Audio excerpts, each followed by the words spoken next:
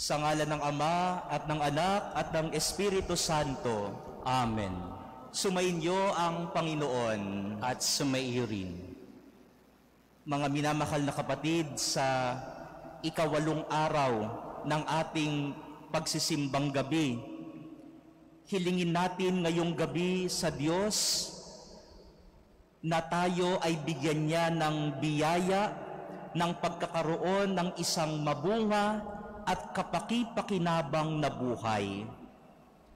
Anumang liit ng ating mga buhay, anumang liit ng biyaya na mayroon tayo, alam natin na ito ay para sa ikabubuti ng lahat. Sa simula po ng ating pagdiriwang, pagsisihan po muna natin ang ating mga kasalanan at humingi tayo sa Diyos ng Kanyang awa at pagpapatawad.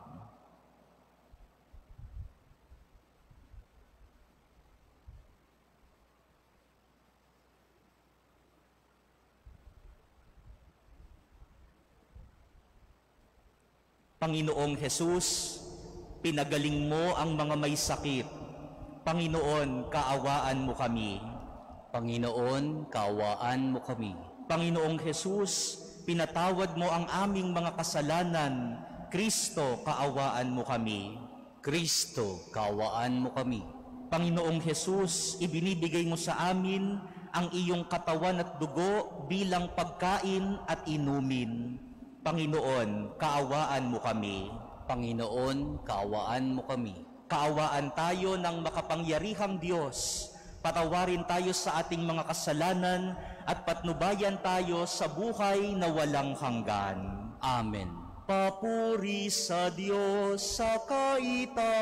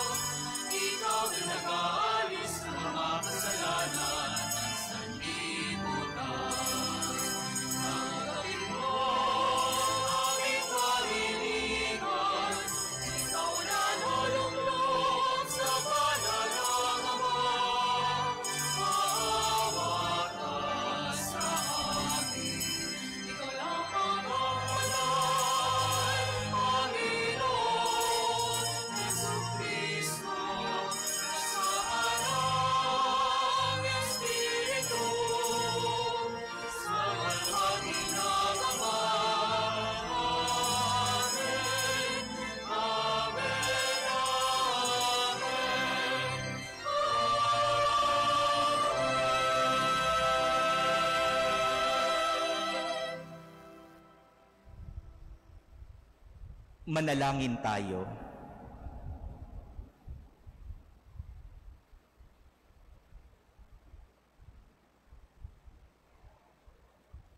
Ama naming makapangyarihan, ngayong malapit na ang Pasko ng pagsilang ng iyong anak, kaming mga lingkod mong hindi karapat-dapat ay tangkilikin nawa sa pag-ibig ng iyong salita na nagkatawang tao sa sinapupunan ng mahal na Birhen at nanahan sa aming piling. Kasama mo at ng Espiritu Santo magpasawalang hanggan. Amen. Magsiupo ang lahat.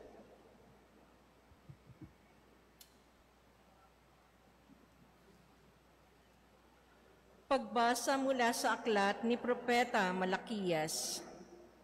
Narito ang pahayag na makapangyarihang Panginoon. Ipadadala ko ang aking sugo upang ihanda ang daraanan ko. At ang Panginoon na inyong hinahanap ay biglang darating sa kanyang templo.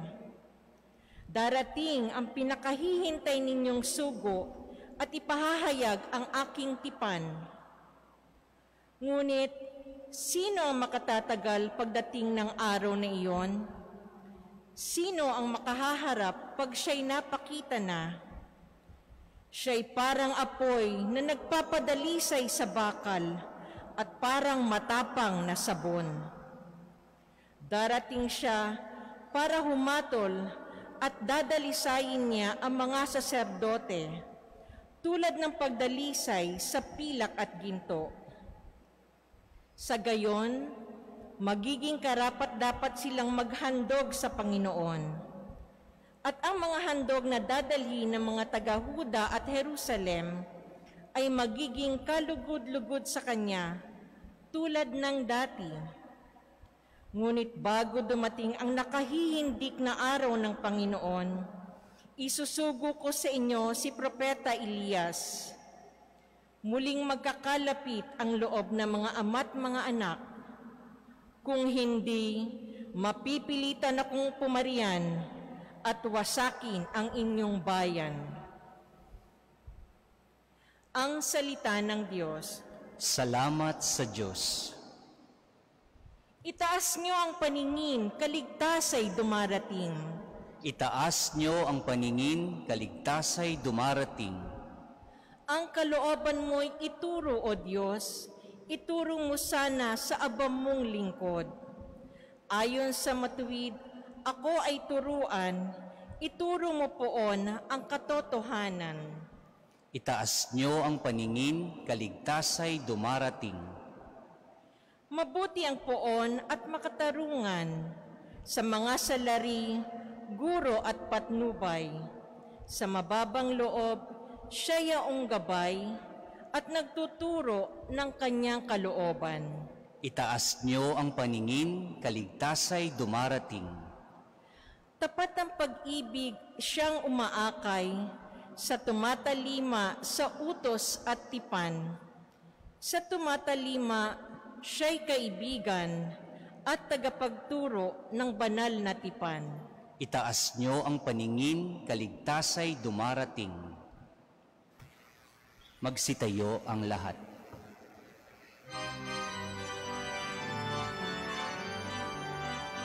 Alleluia, alleluia, alleluia, alleluia, alleluia, alleluia, alleluia.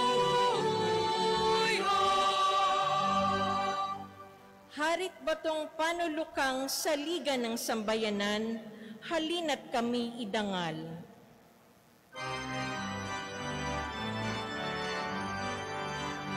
Alleluia, alleluia, alleluia, alleluia, alleluia, alleluia, alleluia.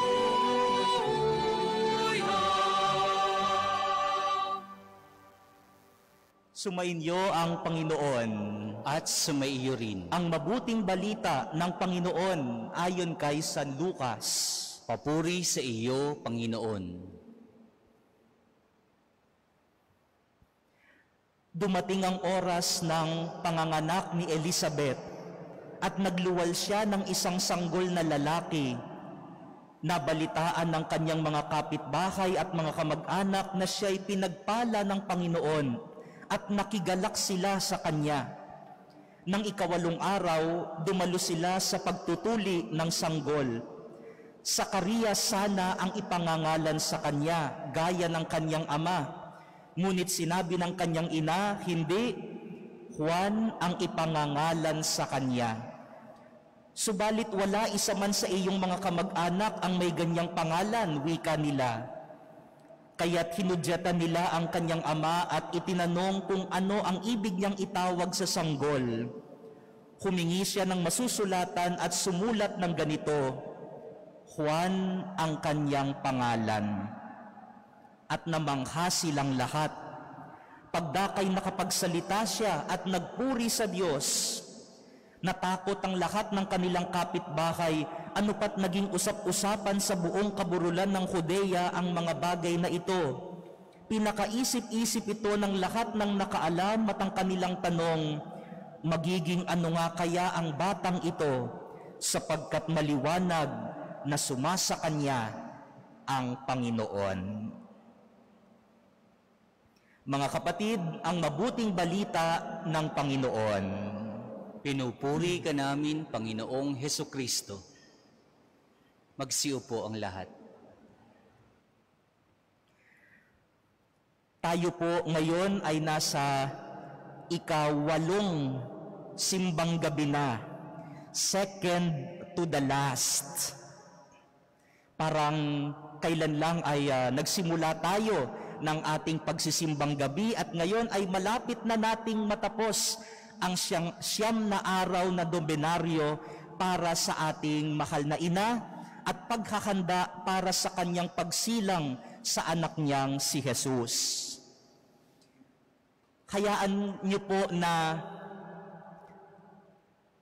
mag-review muna tayo nung nakaraan nating mga binasa, mga nakaraan nating pinag-usapan, binasa mula sa salita ng Diyos. Kung aalalahanin po natin at papansinin natin, yung mga kwento nitong mga nakarang araw ay tungkol saan ba? Kung babalikan natin at papansinin natin, nitong mga nakaraang araw, karamihan at halos lahat sa mga kwento ay tungkol sa pagdadalang tao at pagkakaroon ng anak.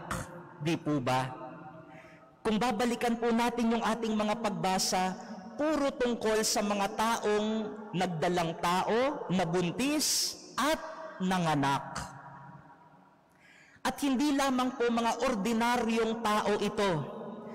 Marami sa kanila ay matatanda na at baog.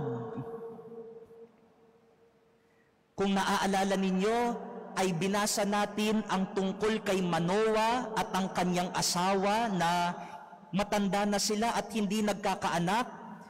Sa tulong ng Panginoon, nagkaanak sila. Ang kanilang anak ay si Samson. May isang araw naman na binasa naman natin ang tungkol kay Ana.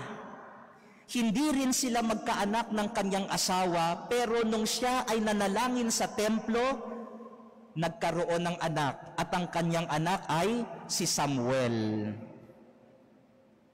At ngayong araw, nabasa naman natin ang panganganak ni Elizabeth.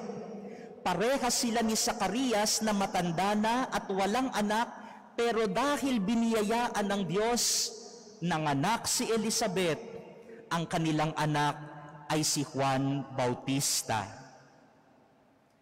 At ang pinakadakilang kwento, si Maria, na bagaman birhen at walang asawa, sa kapangyarihan ng Espiritu Santo ay nagdalang tao at nagkaroon ng isang anak na lalaki na tinawag na Jesus.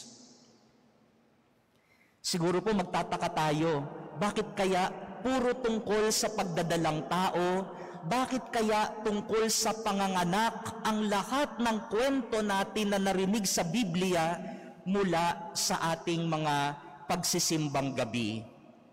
Mga kapatid, pinapaalala po nito sa atin at tinuturo nito sa atin na ang biyaya ng Panginoon ay gagawing mabunga ang ating buhay. The grace of God will make our lives fruitful. Siguro sa mga henerasyon natin ngayon, hindi na natin maintindihan, Father, ano nga ba ang ibig sabihin ng isang mabungang buhay? What do you mean when you say a fruitful life? Siguro sa ordinaryong salita, ang ibig sabihin ng mabungang buhay ay isang buhay na kapaki-pakinabang.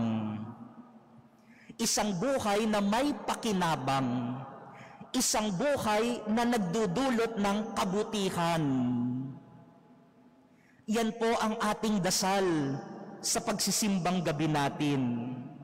Katulad ng mga kwentong binasa natin, Panginoon, gawin niyo rin pong kapaki-pakinabang ang buhay ko. Gawin niyo rin ho sanang magbunga ng mabuting bunga ang aking buhay. At kung papansinin natin mga kapatid, sila naman yung mga binasa nating kwento ay mga minamaliit sa lipunan. Noong panahon nila, kapag hindi nagkakaanak, ang tawag sa kanila ay parang mga isinumpa ng Diyos. Kasi hindi sila nabiyayaan ng anak. Pero itong mga tao na maliliit sa lipunan, pinagtatawanan sa lipunan, inaalipusta sa lipunan, hindi sila mayaman o makapangyarihan, pero naging mabunga at kapaki-pakinabang ang kanilang buhay. Mga kapatid, tinuturo po sa atin ng salita ng Diyos ngayong araw, maliit man tayo sa lipunan, maliit man ang tingin natin sa sarili, minsan ang tingin natin, maliit lang ang kontribusyon ko, maliit lang ang nakakayanan ko, hindi ako sikat, hindi ako mayaman, hindi ako malaking tao, maliit sa lipunan, maliit ang nakakayanan ko. Minsan, kung sino pa yung mga maliliit sa lipunan, kung maliliit ang mga efforts mo, yan pa ang binibigyan ng bunga ng Panginoon. Siguro po meron sa inyong mga nagsisimbang gabi na mag-boyfriend o mag-girlfriend o nagliligawan pa lamang. Hindi ko alam kung napapagtabi kayo sa mga upuan o dahil sa seating arrangement natin ay nagkakahiwalay ngayon ang mga mag-boyfriend, baka magkabilang dulo, no? Pero yung mga nanliligaw dyan, no? Tsinatsaga ninyo, siyam na gabi, siyam na madaling araw, sinasamahan ninyo ang girlfriend ninyo. Huwag mag-alala. Minsan yung mga maliliit na bagay na ginagawa mo, yung pagsama sa simbang gabi, panalangin mo sa Diyos, magbunga nawa ang mga maliliit na bagay na ginagawa mo. Naalala ko tuloy minsan na nitong panahon ng lockdown natin, no? Panahon ng March, April, dahil madalas ay nasa loob lamang tayo ng tahanan, minsan ay naisip kong maglinis ng kwarto. At nung maglilinis na ako, wala akong makitang basahan. Naghalughog ako ng mga gamit ko para makahanap ng basahan panlinis. Pagbukas ko ng isang maliit na cabinet, nasa kasulok-sulukan may isang plastic ng basahan. At pagbukas ko, may sulat. Ang nakalagay doon, Father, basahan po para sa inyo. Little things do matter. From Sister Flor. Naaalala ko bigla, itong basahan na ito binigay sa akin nung bagong dating ako sa Manila Cathedral. Nung lumipat ako dito nung 2015 pa, for ilang years ago, almost 5 years ago. Galing ako sa Pandacan, sa parokya sa Pandacan, at bago ako lumipat dito, inabutan ako ng basahan ng isang sister doon sa parokya. At dahil nga siguro, basahan lang, maliit lang, ay isinuksok ko lang sa isang maliit na lugar. Pero nung kailangan ko na ng basahan, malaki ang pakinabang ng mga maliliit na basahan. At tama nga yung kanyang sulat, no? Hindi ko inaalis hanggang ngayon yon. Sabi niya, little things matter. And in these little things, little people, little persons in society, like Elizabeth and Zechariah, like Mary and Joseph, if God will bless us, we will become fruitful and useful. Huwag po nating maliliitin ang mga maliliit na bagay, mga maliliit na tao sa ating buhay na minsan pakiramdam natin ay hindi natin pinapansin. Magiging mabunga tayo. Kahit maliit, magiging mabunga sa tulong ng Diyos.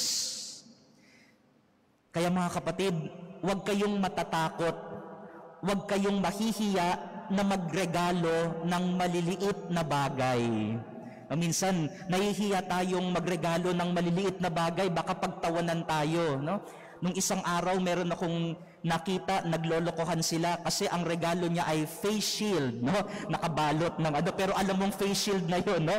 Huwag kang mahihiyang magregalo ng face shield. Darating ang araw, magagamit niya yan, no? Huwag niyong pagtatawanan, no?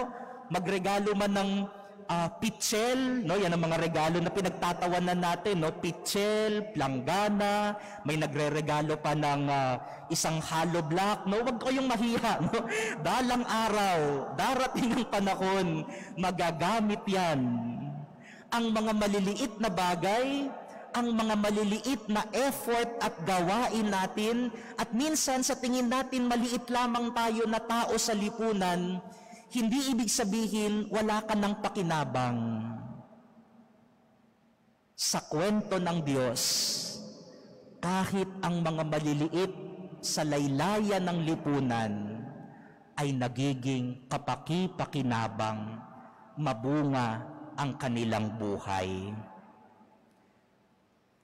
Aanhin mo kung sikat ka nga, aanhin mo kung makapangyarihan ka nga, aanhin mo kung mayaman ka nga, pero walang pakinabang ang iyong buhay.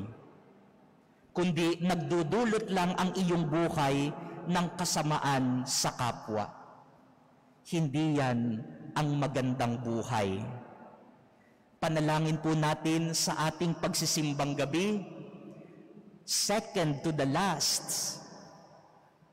Sana balikan natin yung mga kwento at nakita natin sa mga kwento na binasa natin sa Biblia, kahit mga maliliit na tao, kapag biniyayaan ng Diyos, nagiging mabunga, nagkakaroon ng magandang bunga, mabuting bunga, kapaki-pakinabang ang kanilang buhay. At yan ang buhay na masarap magkaroon. Isang buhay na mabuti at kapaki-pakinabang.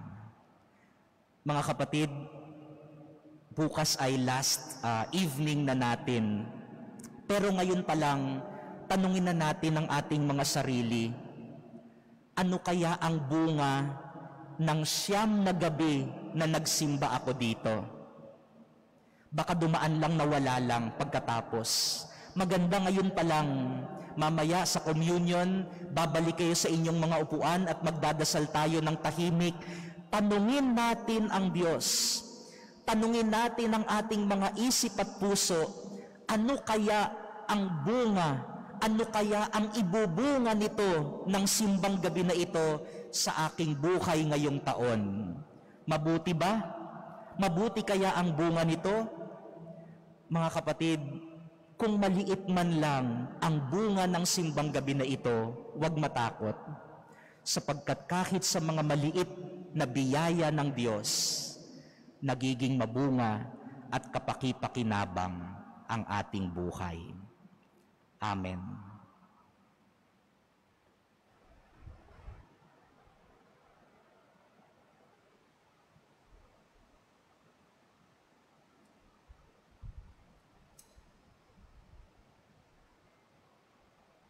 Magsitayo ang lahat.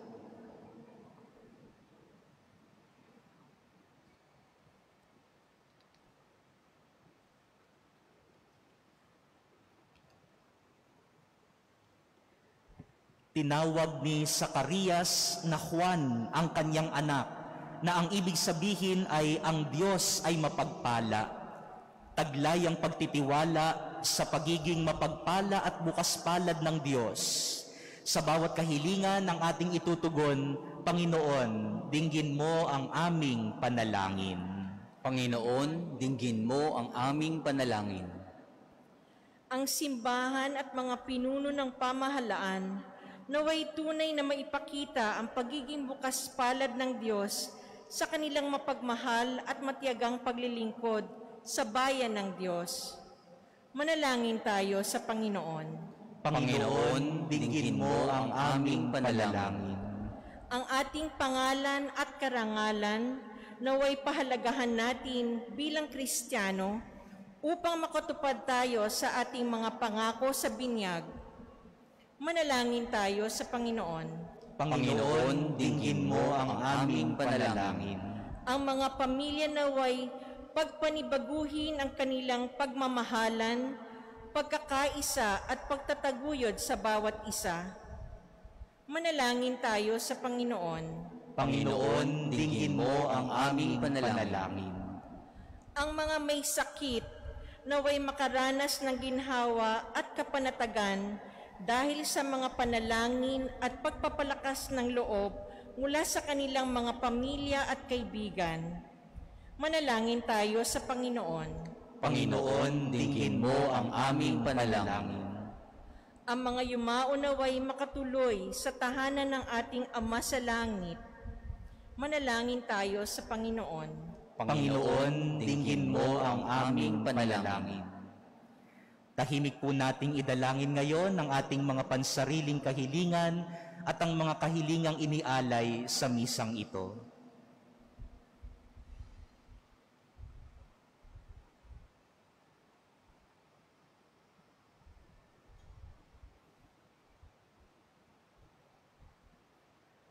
Panginoong Diyos, nawa ay mahikayat kami ng buhay ni Juan Bautista sa higit na kabanalan.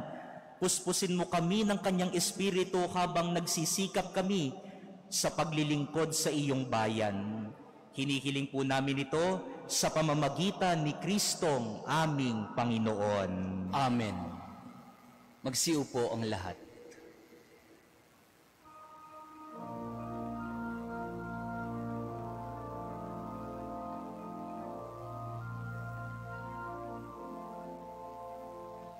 Isang gabi tahimik, payapa't malilim,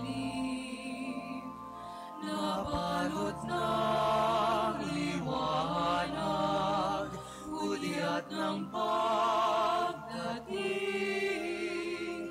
Ikaw ay isinilang at katawang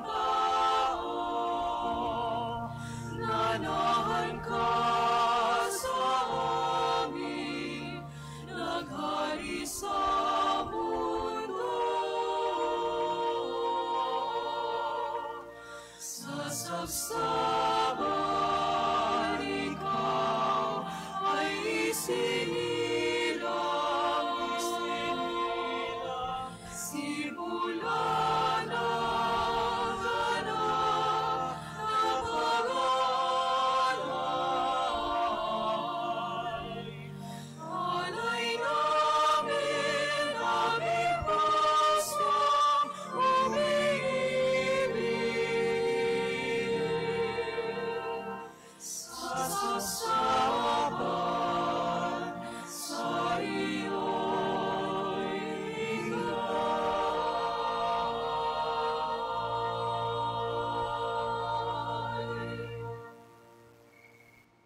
Magsitayo ang lahat.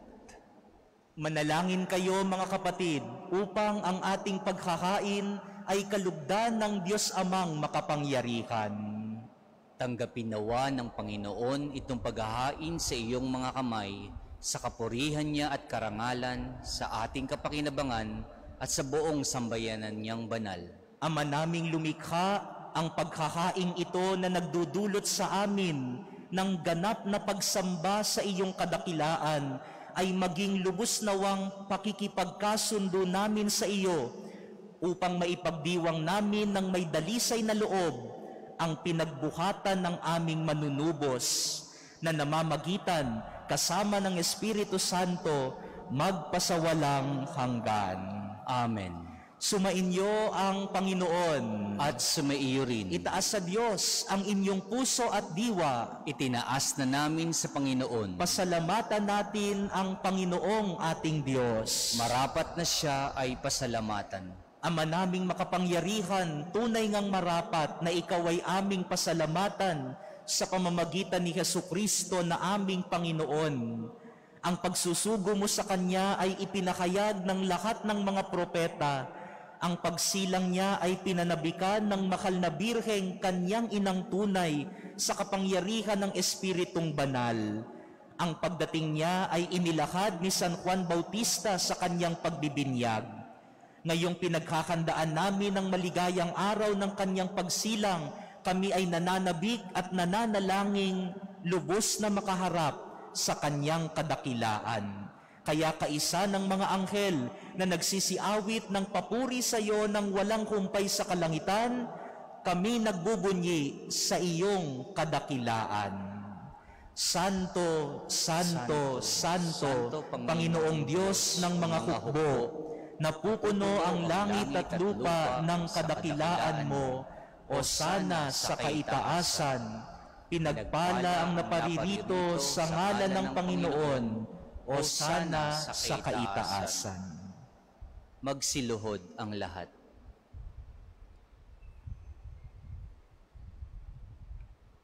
Sa ating pagharap sa sakramento ng katawan at dugo ng ating Panginoong Hesukristo, buksan natin ang ating mga sarili sa Kanya upang ang Kanyang biyaya ay maging mabunga sa ating buhay.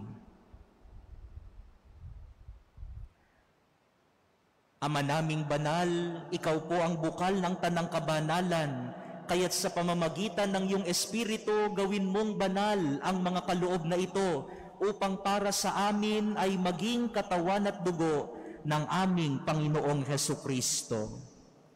Bago niya pinagtiis ang kusang loob na maging handog, hinawakan niya ang tinapay, pinasalamatan kanya, pinaghati-hati niya iyon, iniabot sa kanyang mga alagad at sinabi, "Tanggapin ninyong lahat ito at kanin.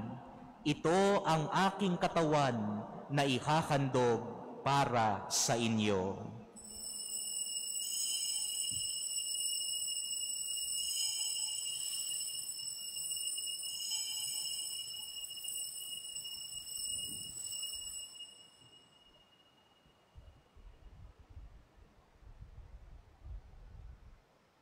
Gayon din naman noong matapos ang hapunan, hinawakan niya ang kalis.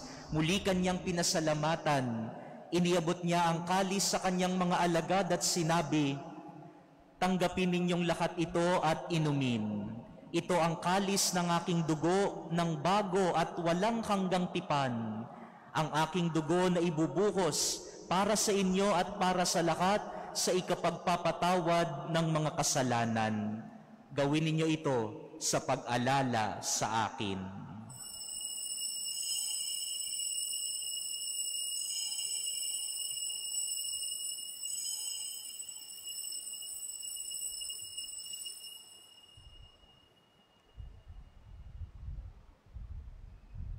Magsitayo ang lahat. Ipagbunyi natin ang misteryo ng pananampalataya. Si Kristo'y namatay, si Kristo'y nabuhay, si Kristo'y babalik sa wakas ng panahon. Ama, ginagawa po namin ngayon ang pag-alala sa pagkamatay at muling pagkabuhay ng iyong anak, kaya't iniaalay po namin sa iyo ang tinapay na nagbibigay buhay at ang kalis na nagkakaloob ng kaligtasan. Kami po'y nagpapasalamat dahil kami ay iyong minarapat na tumayo sa harap mo para maglingkod sa iyo. Isinasamo po namin na kaming magsasalo-salo sa katawan at dugo ni Kristo ay mabuklod sa pagkakaisa sa pamamagitan ng Espiritu Santo. Ama, lingapin mo ang iyong simbahang laganap sa buong daigdig, puspusin mo po kami sa pag-ibig, kaysa ni Francisco na aming Santo Papa at ni Broderick na aming tagapangasiwa, at ng tanang kaparian. Alalahanin mo rin ang mga kapatid naming nahimlay nang may pag-asang sila'y muling mabubuhay, gayon din ang lahat ng mga pumanaw. Kaawaan mo po sila at patuloyin sa iyong kaliwanagan. Kaawaan mo rin at pagindapatin kaming lahat na makasalo rin kami sa iyong buhay na walang wakas. Kaisa ng mahal na Birheng Maria na ina ng Diyos, ng kanyang kabiyak ng pusong si San Jose, kaisa ng mga apostol at ng lahat ng mga banal na namuhay dito sa daigdig ng kalugod-lugod sa iyo, maipagdiwang nawa namin ang pagpupuri sa ikararangal mo sa pamamagitan ng iyong anak na aming Panginoong Hesukristo. Sa pamamagitan ni Kristo, kasama niya at sa Kanya, ang lahat ng parangal at papuri ay sa iyo, Diyos Amang makapangyarihan, kasama ng Espiritu Santo, magpasawalang hanggan. Amen. Bilang mga anak ng Diyos kay Kristo Jesus, tumawag po tayo sa ating Amang mapagmahal.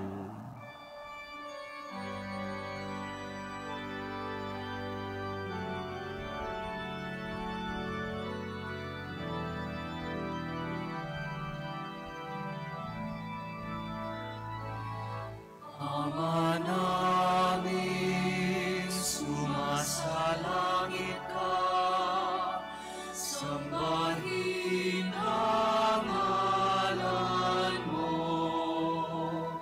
mapasa amin ang kaharian mo, sundin ang loob mo. Dito sa lupa para ng sa langit, bigyan mo po kami ngayon ng aming kakanin sa araw-araw at patawarin mo sa aming mga sala, para ng pagpapatawad namin sa nagmamasala sa amin. At huwag mo kami mahintulot sa tukso, at iadya mo kami sa lahat ng masama.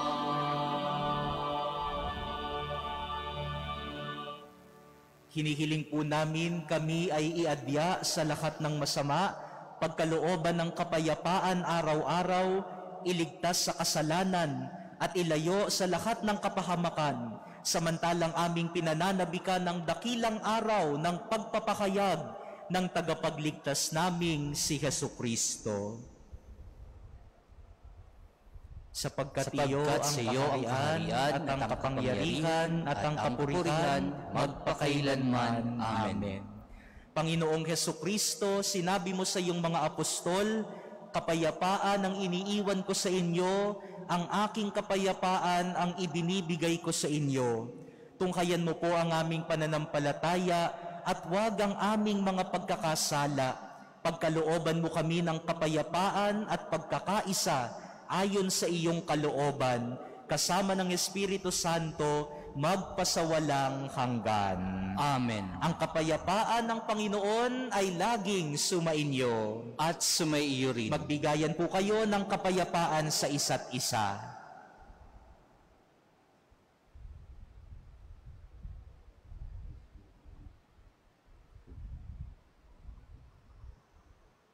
Kordero ng Diyos na nag-aalis ng mga kasalanan ng sanlibutan, maawa ka sa amin. Kordero ng Diyos na nag-aalis ng mga kasalanan ng sanlibutan, maawa ka sa amin. Kordero ng Diyos na nag-aalis ng mga kasalanan ng sanlibutan, ipagkaloob mo sa amin ang kapayapaan. Magsiluhod ang lahat. Ito ang kordero ng Diyos. Ito ang nag-aalis ng mga kasalanan ng sanlibutan. Mapalad tayong tinatawag niya upang tumanggap sa Kanya. Panginoon, hindi ako karapat-dapat na magpatuloy sa iyo, ngunit sa isang salita mo lamang ay gagaling na ako. Mga kapatid, ang katawan ni Kristo. Amen.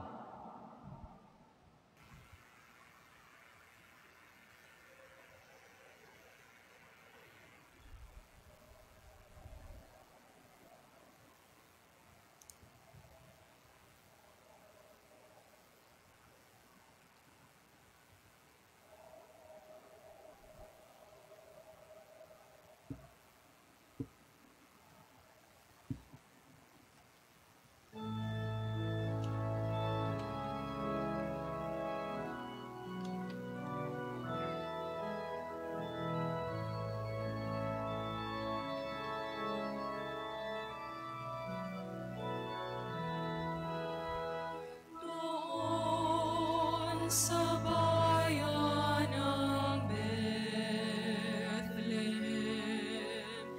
isang gabi kay dilim. Sa langit sumilay ang isang bituin, liwanag ito'y kay dingding. Nagbigay ng tanglaw sa bawat nilalang. Ang anak ng Diyos ay sumilang.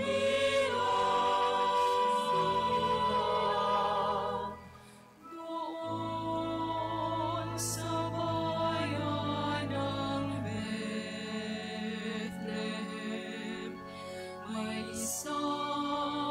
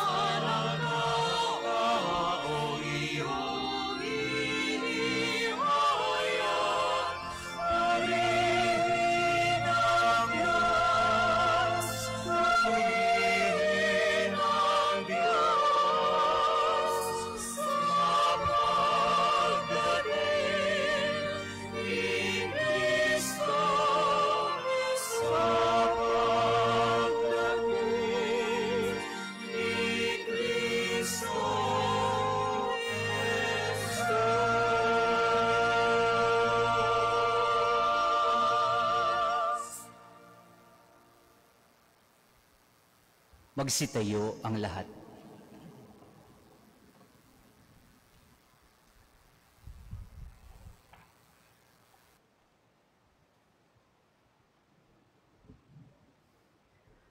Manalangin tayo. Ama naming mapagmahal, kaming pinapagsalo mo sa piging na banal ay pagkalooban mo ng iyong kapayapaan upang kami makapaghintay at makasalubong ng may ilawang nagdiringas para sa pagdating ng pinakamamahal mong anak na namamagitan kasama ng Espiritu Santo magpasawalang hanggan. Amen. Muli po ang ating pasasalamat sa lahat po ng dumalo sa ating pagdiriwang, sa lahat po ng sumusunod sa atin online, sa ating Facebook page at YouTube channel. At nawa ay patuloy po tayong maghintay sa pagdating ng ating tagapagligtas. At tayo po ay nagpapasalamat din sa mga tumutulong sa atin, sa ating kapulisan, sa ating mga tauhan ng barangay, sa mga Manila Cathedral servants na naglilingkod sa misa, at sa tauhan po ng Intramuros Administration. Maraming salamat po at magkita-kita po tayo bukas sa ating huling araw ng pagsisimbang gabi. Sumainyo ang Panginoon At sumaiyo rin. at pagpalain kayong lahat ng makapangyarihang Diyos, Ama at Anak at Espiritu Santo. Amen. Tapos na po ang ating pagdiriwang, humayo kayong taglay ang pagpapala ng Diyos. Salamat sa Diyos.